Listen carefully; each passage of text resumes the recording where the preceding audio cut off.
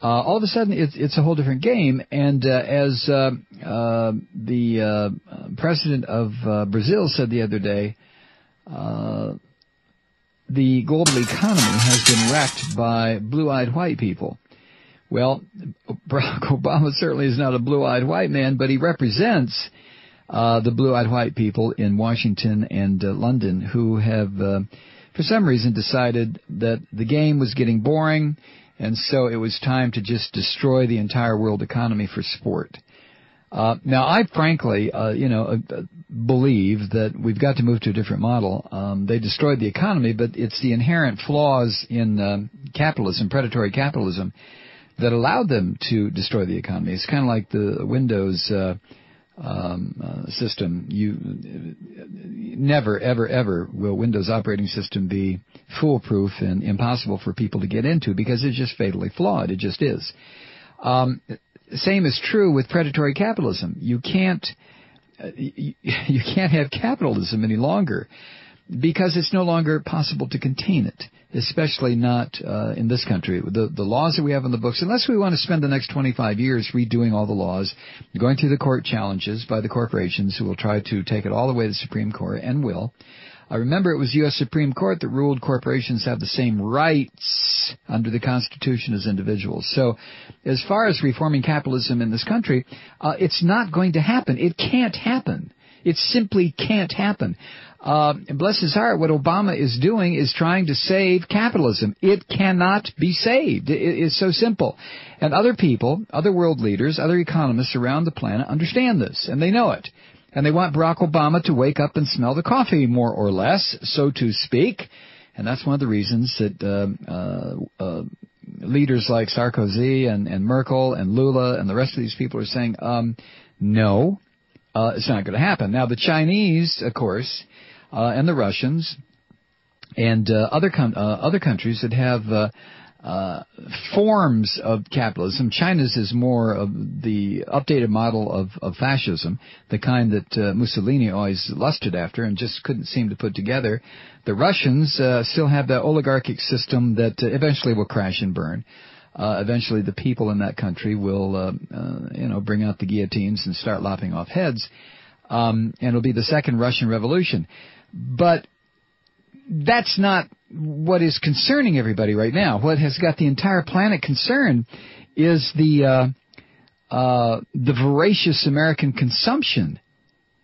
I mean, in this country, we had, 300 million people, and we all decided, God damn, look at this, as the speculators drove up the real estate prices to stratospheric heights, and everybody said, well, damn, I've got $150,000 equity. Damn, I've got $200,000 equity. Now, this was a deliberate move during the Bush years because there had to be something to make the American public think that everything was okay, when in fact it wasn't. So the corporatists outside the government of George W. Bush and inside the government of George W. Bush came up with a pretty cool plan, and that was to start goosing up the value of people's homes in a way that would make homeowners think, well, son of a bitch, I'm rich. How did this happen? Back in the day, when you bought a house, back in the day being 40s, 50s, 60s, even into the 70s, by the time you paid off that 30-year mortgage, your house's value might have gone up maybe, I don't know what, maybe 2% a year. So at the end of 30-year period, your house is worth about 60% more than what you paid for it, and you had a nice little investment there, something to pass on to the kids. But that got deep sixed about the time that the savings and loan scandal was ripped open and swallowed America, thanks to the previous George W. Bush, Herbert Bush, and his bastard boys. But I digress. So here we are in this country, and the rest of the world is going, what the hell? All of a sudden, a $150,000 house in this country was worth, quote, quote, $650,000. Well, Jesus God, honey, pack up the kids. Let's head for Spain or someplace. And that's exactly what we did. We had a pretty weird ride for about 10 years on debt and credit. And, of course, the At the same time, the corporatists were sending all the jobs out of the country so that when the house of cards did come tumbling down, as it has now, it guaranteed that there'd be no way, listen to me, no way to recover. We don't have a manufacturing base any longer. Do we? You tell me. What's made in America? I mean, when you go out this week to buy the Easter candy for your kids, look on the label of where the candy is made, where some of the ingredients of the candy you're buying comes from. So it's that's where we are. So Obama is over there trying to sell the rest of the world, bless his heart, on more of the same. And the rest of the world is saying, no more of the same. You people went crazy over there in the United States. You went mad. And you want us to? Don't think so. We really like you, President Obama, and we think your wife is wonderful and you got 2 great little kids, but no.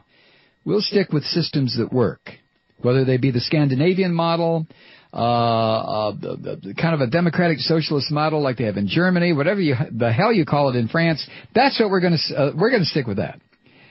And as Jeffrey Gartner, professor at Yale School of Management, said, the irony is that most of our partners, after berating us for being irresponsible and greedy, want to return to the era when American consumers supported the world, when we spent too much and saved too little. End quote. That's what they want. That's what the Chinese are waiting for. But it's not going to happen again. It's over. It's over. It's finished. So what is Obama going to do? Of course, none of this is going to be said explicitly. People are not going to be sitting around and talking about how the U.S. and the U.K. pretty much destroyed the entire world economic system. No. Because nobody wants to rattle the markets further by suggesting that it's been blown up completely by blue-eyed white people. Nobody wants to say that not because it's not true. I mean, Lula da Silva said it down in Brazil, an emerging world power, who will probably be going nuclear within the next 5 years. No one wants to say it in the European Union. The Chinese are terrified to say it because we are their market. The Germans, who are the leading exporters on earth, not the Chinese, the Germans, they don't want to bring it up.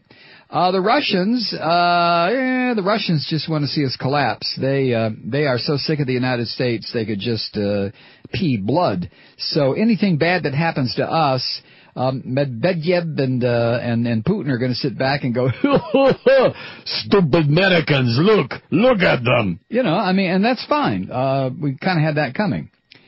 So the host of this meeting, Gordon Brown, UK Prime Minister, has been jetting around the world lately to make it appear like there's some kind of accord going on. It was Gordon Brown who was in the presence of Lula da Silva when the Brazilian Prime Minister talked about blue-eyed white people screwing up the entire planet. So I don't know. It's this G-20 is part of the problem. G-20, its membership, according to the New York Times, includes a broad swath of the world economy. About 85% of global gross domestic product is going to be represented here. But few doubt that the meetings are going to eclipse the annual meeting of the G7. That's Britain, France, Germany, Italy, United States, Canada, and Japan.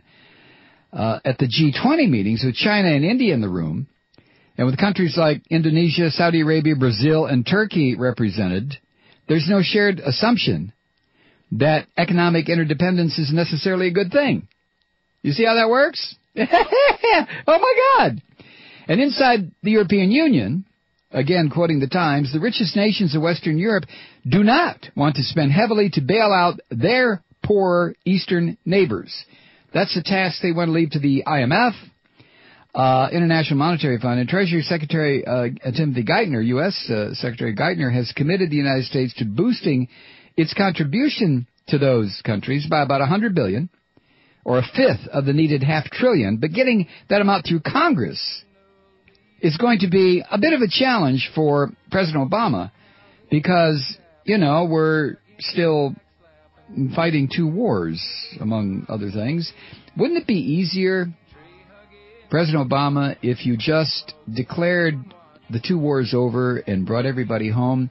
Maybe there would be enough money to do all this other stuff. You think?